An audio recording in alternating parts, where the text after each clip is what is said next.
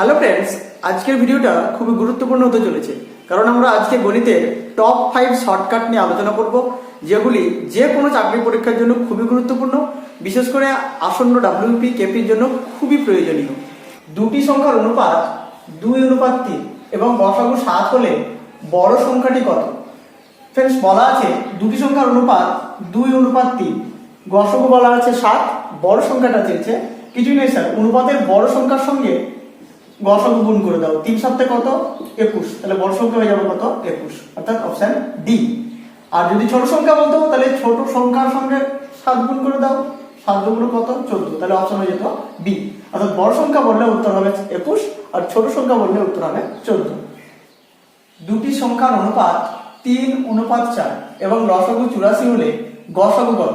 Hello friends, বলা আছে সংখ্যা দুটোর অনুপাত বলা আছে 3:4 আর এদের লসাগু বলা আছে কত? 84।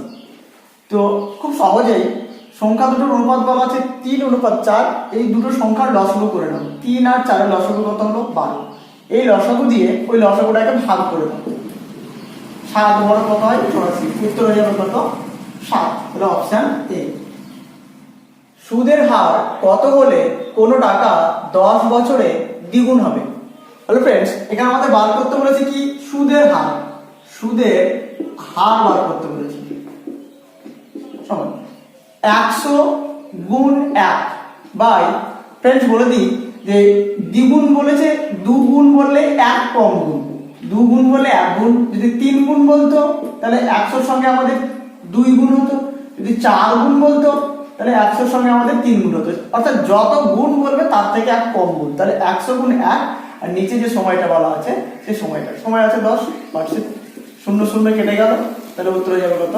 10%। তাহলে আমাদের অঙ্কের উত্তর কত? 10%।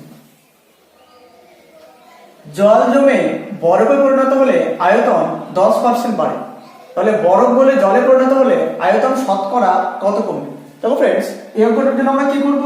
আয়তন বলেছে 10% বাড়ে, তাহলে 10/100 প্লাস 10 গুণ 100%, তাহলেও তুমি উত্তর পেয়ে যাবে। অর্থাৎ আয়তন 10% বাড়লে যদি বাড়ে তাহলে 10/100 সঙ্গে প্লাস 10, আর যদি কমতো তাহলে প্লাসটা হয়ে যেত কি?